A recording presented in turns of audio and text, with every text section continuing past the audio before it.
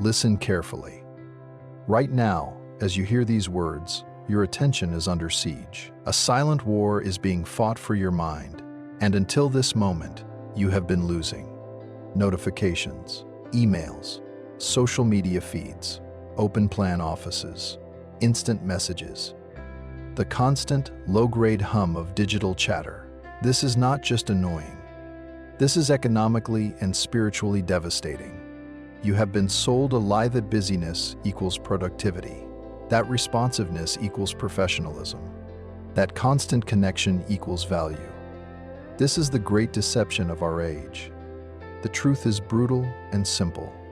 Your ability to perform deep work, the ability to focus without distraction on cognitively demanding tasks, becoming both increasingly rare and increasingly valuable. While everyone else fragments their attention into 1,000 digital pieces, you have a choice. Continue to drift in the shallow waters of constant interruption, or dive deep. This is not a book about time management. This is not about getting more things done. This is about craftsmanship of the mind. It's about reclaiming your neurological capacity to do things that are hard, valuable, and meaningful. It's about building a mind that can still solve hard problems, create rare art, and master complex skills in a world designed to keep you distracted. The ability to go deep is no longer just a nice skill. It is the core competitive advantage in the 21st century economy, and it is a form of discipline that must be trained, protected, and weaponized. Your shallow, distracted self ends now. Welcome to the Discipline of Depth. Chapter 1. The Shallow Pit, Recognizing the Enemy. Let's begin with a diagnosis. You cannot cure a disease you cannot name. You are living in the shallow. Shallow work, non-cognitively demanding, logistical-style tasks, often performed while distracted. These efforts tend not to create much new value in the world and are easy to replicate. Think, answering most emails, attending most meetings, scrolling through reports, updating social media, administrative tasks. Here is the critical insight. Shallow work is not harmless. It is not just part of the job. It is actively destructive because it trains your brain for distraction. It rewires your neural circuitry to crave constant novelty and to reject sustained attention. Every time you switch from writing a report to checking an email to glancing at a notification, you're not just losing time. You're paying a switching cost in your brain. Studies show it can take over 20 minutes to regain deep concentration after an interruption. You're also depleting finite willpower with every micro-decision to resist or engage. Most dangerously, you're creating what we'll call the distraction addiction. Your brain begins to crave the dopamine hits of novelty.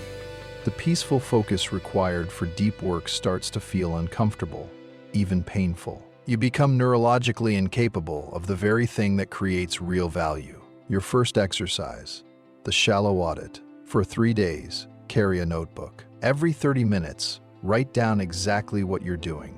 Be brutally honest. At the end of day 3, categorize.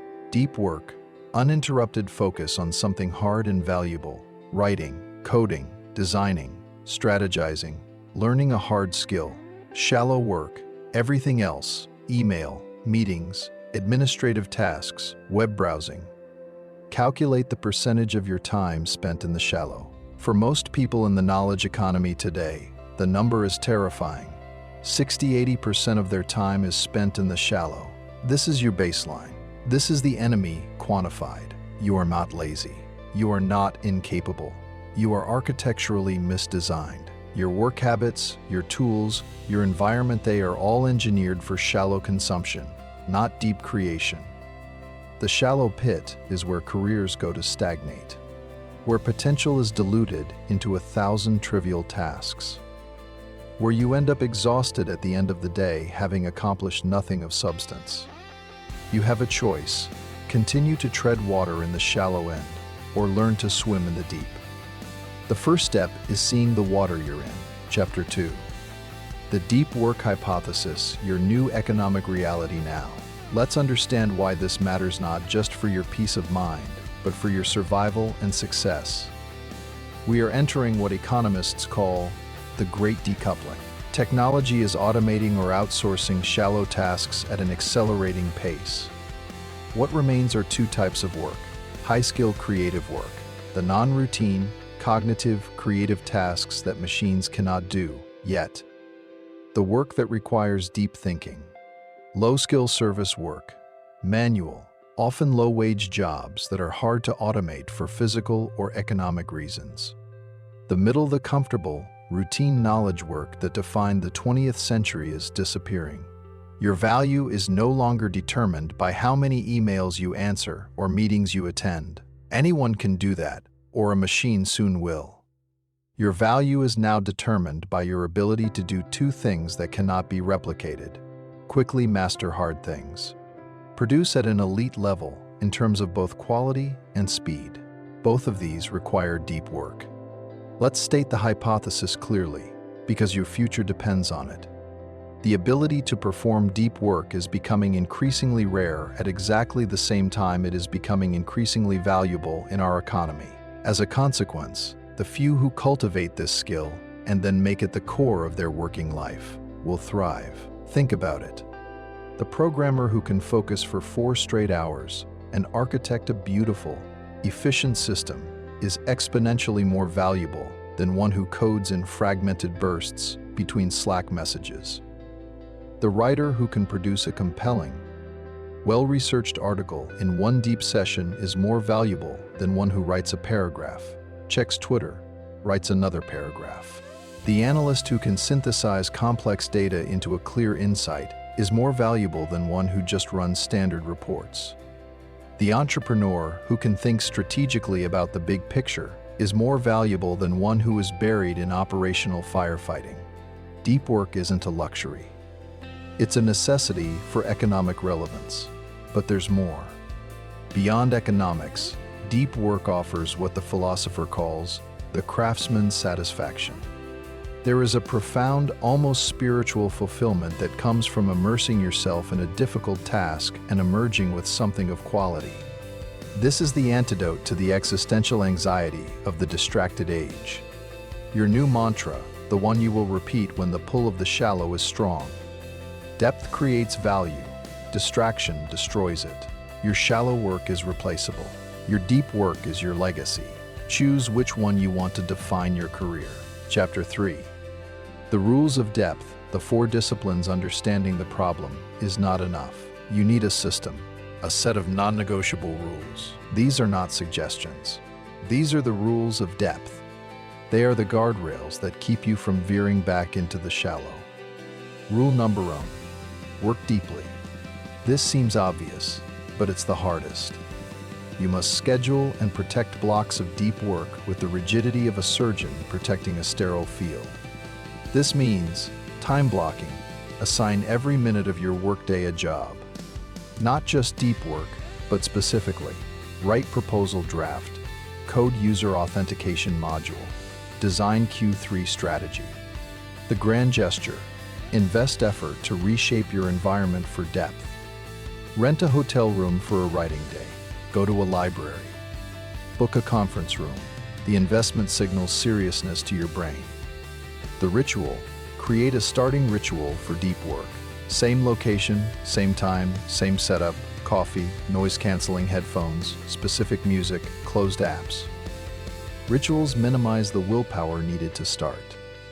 Rule number 12: embrace boredom. Your brain's ability to focus is like a muscle. If you give in to distraction at every moment of boredom, you weaken that muscle. You must train your concentration. Schedule internet blocks. Don't check your phone whenever. Schedule specific times for shallow browsing, e.g., 11 a.m. and 4 p.m. for 15 minutes. Outside those blocks, the internet is OFF. Practice productive meditation. Take periods where you're physically occupied but mentally free. Walking, driving, showering, and focus your attention on a single, hard professional problem. When your mind wanders, it will gently bring it back. This is concentration calisthenics. Remove distraction cues. Delete social media apps from your phone. Use website blockers. Turn off all non-essential notifications. Every ping is a training session in distraction. Rule number 3. Quit social media strategically. This is the most controversial and most important rule. You don't need to delete all social media forever, but you must apply the craftsman's tool approach. Identify the core factors that determine success and happiness in your professional and personal life. Adopt a tool only if its positive impacts on these factors substantially outweigh its negative impacts. For 99% of people, professional social media use, especially Twitter, Instagram, Facebook for non-specific business purposes, fails this test catastrophically. The tiny benefit of networking or awareness is obliterated by the enormous cost to your attention and deep work capacity. Your action: conduct a 30-day digital detox. Remove all optional social media and entertainment apps from your phone and computer. After 30 days, ask, did my life or career noticeably suffer? Did anyone who matters to me notice I was gone? For most, the answer is a shocking no. Then you can selectively, intentionally reintroduce only what passes the craftsman's test. Rule number 4. Drain the shallows. You cannot eliminate all shallow work, but you must systematically minimize it. Schedule your shallow. Put your shallow tasks, email, admin, into fixed, limited time slots. Do not let them bleed into your deep blocks. Fix a firm shallow budget. Decide what percentage of your time should be shallow, e.g., 30–50%. Once you hit that budget for the week, you're done. No more. Become hard to reach. Don't respond to all emails. Don't say yes to all meetings. Put filters on your communication. Your default answer to requests on your time and attention must become no, unless it's a compelling yes. These 4 rules are your constitution. They are the foundation of the disciplined mind. Implement them not perfectly, but persistently. Chapter 4. The Rhythms of Depth. Monastic. Bimodal. Rhythmic. You cannot be in deep work mode 24/7. You need a strategy, a rhythm that fits your reality. There are 3 primary philosophies of deep work scheduling. Choose one. Your success depends on fit. 1. The monastic philosophy. Complete elimination of shallow obligations. You become a monk of focus, isolating yourself for long periods to work on one thing of great importance. This is for people with extreme autonomy, tenured professors, elite writers, some entrepreneurs. Example: the novelist who disappears for 6 months to write, with no email, no meetings, no calls. Action: if you have this level of autonomy, block off multi-day or multi-week deep retreats on your calendar quarterly. Guard them with your life. 2. The bimodal philosophy. Divide your time into clear, dedicated stretches. Some periods are dedicated to deep work, a full day, multiple days, or even a week. The rest of your time is open to everything else. This is for people who have some autonomy, but also have unavoidable shallow obligations. Example: the professor who dedicates Monday, Wednesday to deep research and writing, and Thursday, Friday to teaching, meetings, and email. Action: block 1 or 2 deep days per week on your calendar.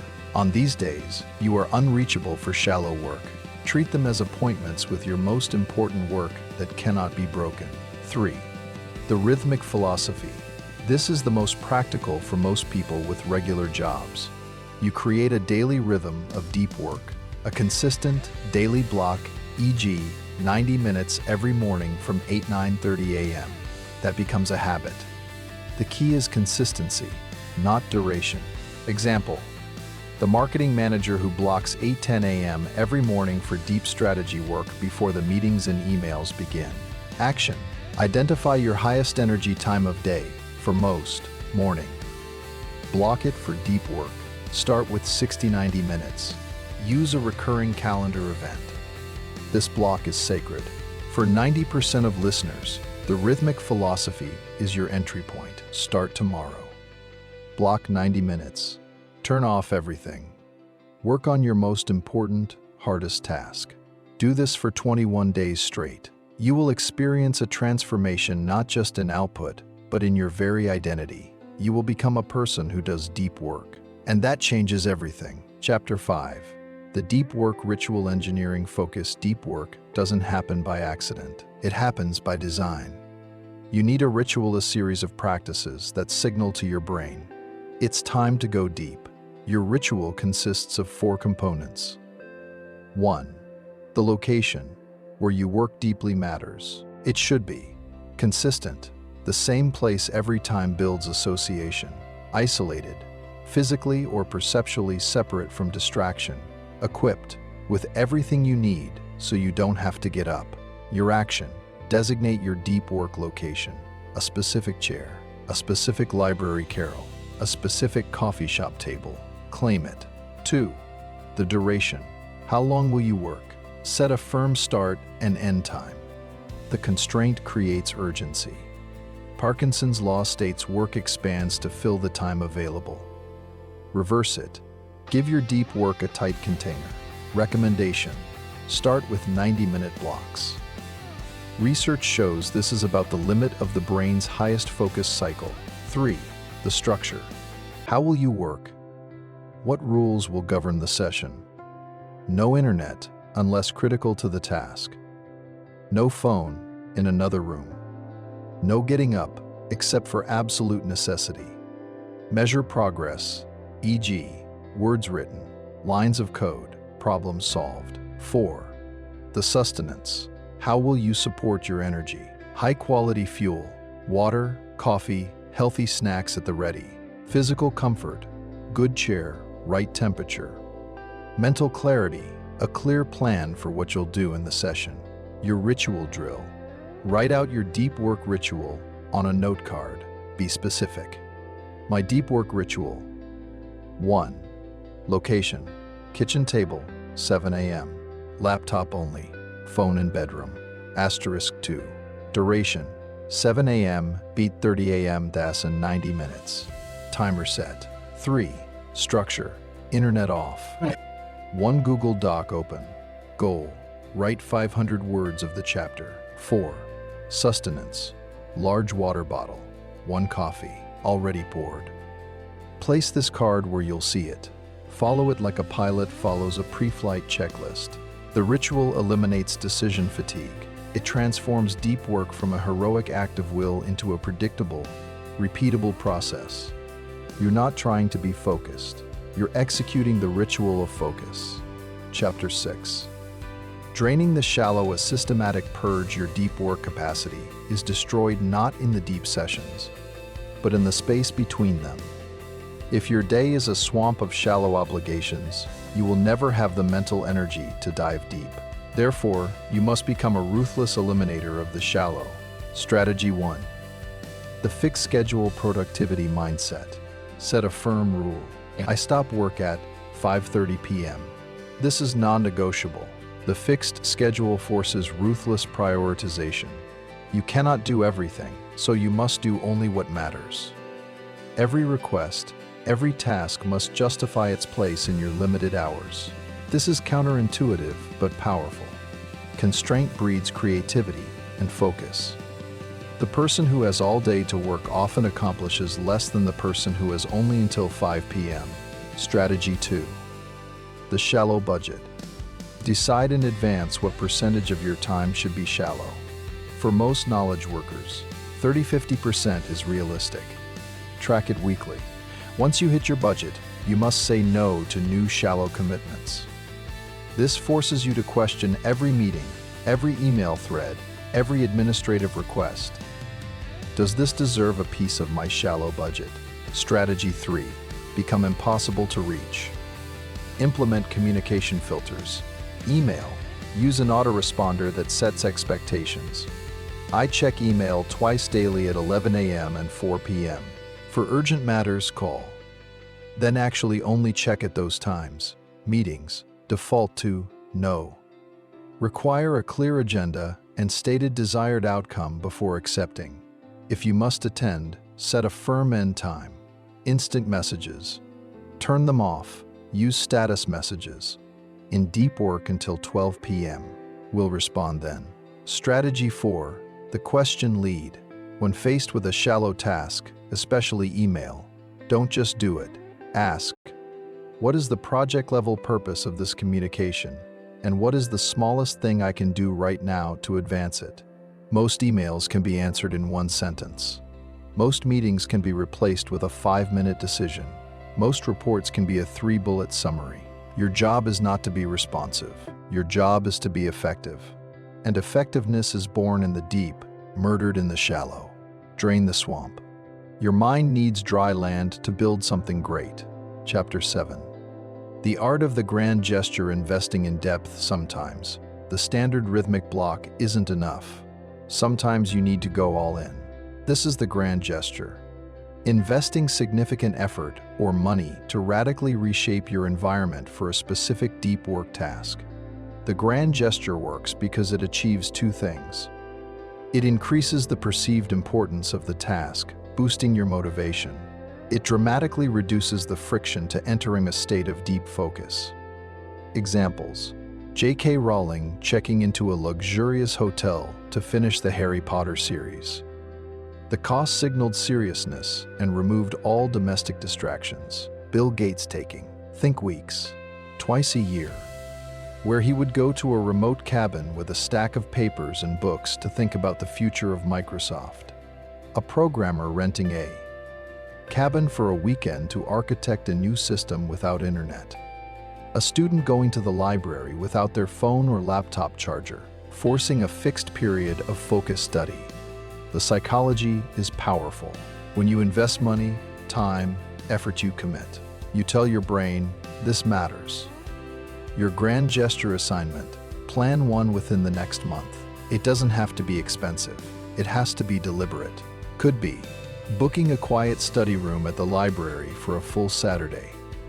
Going to a coffee shop in a town 30 minutes away where you know no one. Turning off your home internet router and giving the cord to a partner for the weekend. Checking into a budget hotel for a night with your notes and laptop. The key elements: physical separation from your normal environment, elimination of your normal distractions, especially internet. A clear, single goal for the time: finish proposal, learn a new skill, solve a design problem, schedule it, pay for it, do it. The grand gesture breaks the routine. It shows you what you're capable of when you truly dedicate yourself. It creates a depth memory you can draw on when you're back in your regular rhythm. Stop trying to fit depth into the cracks of your shallow life. Sometimes, you must clear the entire schedule and build a monument to focus. Chapter 8. Training your concentration muscle. Your ability to focus is not fixed. It's a muscle. And right now, for most people, it's atrophied, weak, and flabby. You've spent years training it to be distracted. Now you must retrain it for depth. Exercise 1. Productive meditation. Take a period where you're physically occupied but mentally free. Walking, commuting, showering, mowing the lawn. Choose a single, well-defined professional problem to focus on. Examples: outline the structure of my next presentation. Debug the approach to this engineering challenge. Plan the opening paragraph of my report. Now, focus your attention on that problem. Your mind will wander. When you notice it has wandered, gently bring it back to the problem. Do this for the entire duration. Start with 10-15 minutes. This is not about solving the problem, though you often will. It's about practicing the act of controlling your attention. It's weightlifting for your focus muscle. Exercise 2, the scorecard method. During your deep work sessions, keep a simple tally. Every time your mind wanders from the task at hand, to check phone, think about lunch, etc., make a mark on a piece of paper. Don't judge yourself, just observe.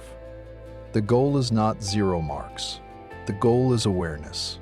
Over days and weeks, you'll see the number of marks decrease. You're literally watching your concentration muscle get stronger. Exercise 3, the Internet Sabbath. 1 day per week, often Sunday, go completely internet-free. No email, no social media, no web browsing, no streaming. This serves two purposes. It gives your attention a full day to recover from the fragmentation of the week. It reminds you that you can live without constant digital input. It breaks the addiction at a fundamental level. The withdrawal will be uncomfortable. Good. Discomfort is where growth happens. Remember the principle. Embrace boredom. When you're in line, don't pull out your phone. Just stand there. Be bored. Let your mind wander. When you're eating alone, don't watch a video. Just eat. Be with your thoughts. These moments of forced boredom are training sessions. They're teaching your brain that it doesn't need constant novelty, that it can tolerate and even enjoy its own company. You're not just scheduling deep work, you're becoming a person capable of deep work. That requires rebuilding your brain from the inside out. Start training today. Your attention span is your most valuable asset. Invest in it. Chapter 9. The craftsman's tool. Approach the social media audit. We must address the elephant in the room. Social media and entertainment sites. For the vast majority of professionals, these tools are net negatives for their ability to do deep work. They are engineered to be addictive. They fragment your attention throughout the day. They train your brain for interruption. But telling you to quit social media is unrealistic and often unhelpful. Instead, apply the craftsman's tool approach. A craftsman doesn't collect every tool. He selects a few high-quality tools that are essential for his craft. He ignores the rest. Apply this to your technology. Step 1. Identify the core factors for success and satisfaction in your professional and personal life. What are your most important goals? Your key relationships? Your essential projects? Write down 3-5. Step 2. For each major network/tool, Facebook, Twitter, Instagram, TikTok, YouTube, etc. Ask, does this tool have a substantially positive impact on one of my core factors? Is this positive impact greater than the negative impacts, time drain, attention fragmentation, comparison anxiety? Step 3. Keep only the tools that pass this test. For most people, this means LinkedIn might pass for networking, if used intentionally, not mindlessly. Specialized forums related to your craft might pass. Instagram for a visual artist might pass. Twitter for a journalist or certain professionals might pass. For entertainment, Netflix, gaming, etc. Apply the same test, but for leisure. Does this activity truly renew me, or does it just waste time and leave me feeling empty? Your 30-day digital detox. Here is your non-negotiable assignment. Delete all optional social media and entertainment apps from your phone. Use website blockers like Freedom or Cold Turkey to block these sites on your computer. Do this for 30 days. At the end of 30 days, ask yourself, did I miss anything important? Did my close relationships suffer? Was I more or less productive? Did I find better ways to fill my downtime? How do I feel?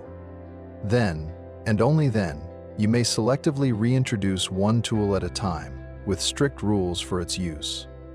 E.g., I will use LinkedIn for 15 minutes on Fridays to check messages and post an update. You will likely discover a shocking truth. You don't need most of it. The fear of missing out, FOMO, is almost always worse than the reality of being disconnected. Your mind is a clean, well-lighted place for deep work. Don't let the digital carnival set up shop in your front yard. Chapter 10. The Deep Life Integrating Depth. As a philosophy, we arrive at the final integration. This is not just about work. This is about a way of being. The deep life is a life organized around the pursuit of depth in your work, your relationships, your hobbies, your thinking. It is a rejection of the frantic, distracted, superficial existence that the modern world encourages. It is a conscious choice to value quality over quantity, craftsmanship over consumption, focus over fragmentation. The deep life has 3 pillars. Pillar 1, deep work. You've learned this. It's the core. Your professional value and craft mastery depend on it. Pillar 2, deep play. Your leisure should also be deep. Hobbies that require skill and focus. Learning an instrument, mastering a sport, woodworking, serious reading, rather than passive consumption. Binge watching, endless scrolling. Deep play recharges your focus muscles, shallow consumption depletes them. Pillar 3, deep relationships. Fewer, but more meaningful connections. Conversations without phones, undivided attention, shared deep experiences rather than just digital likes. Your life is not a to-do list to be completed.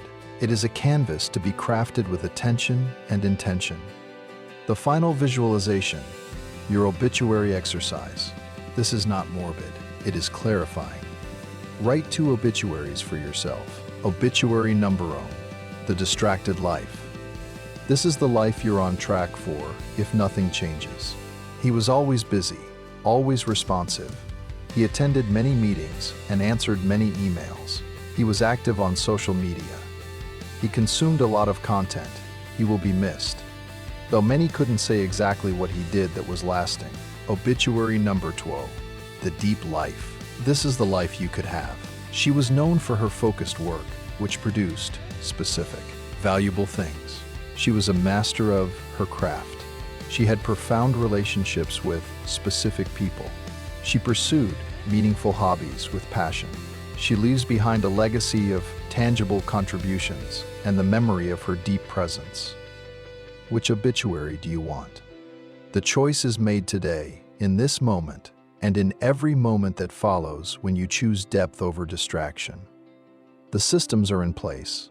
The rules are clear. The philosophy is defined. Now, you must live it. The war for your attention will never end. The forces of distraction will only grow more sophisticated, more enticing, more demanding. You now have a choice. You can continue to be a pawn in that warrior mind, batted between notifications. Your days fragmented into shallow tasks, your potential diluted into 1,000 digital streams. Or you can declare sovereignty. You can build an inner fortress of focus. You can cultivate the rare, valuable skill of depth. You can become a craftsman in an age of clickbait, a thinker in an age of takes, a creator in an age of consumption. The path is not easy. It requires saying no to many good things to say yes to the best things. It requires tolerating boredom. It requires facing the hard work of creation without the easy escape of distraction. But the reward is nothing less than a meaningful life, a life of accomplishment, not just activity, a life of mastery, not just competence, a life of presence, not just existence. The tools are yours, the rules of depth, the rhythms of focus, the ritual of work, the discipline of attention. From this moment forward, you are not a victim of your calendar, your inbox, or your feed. You are an architect of your attention, a guardian of your focus, a cultivator of your depth. The world needs what you can build when you go deep. Your legacy depends on it. Go deep.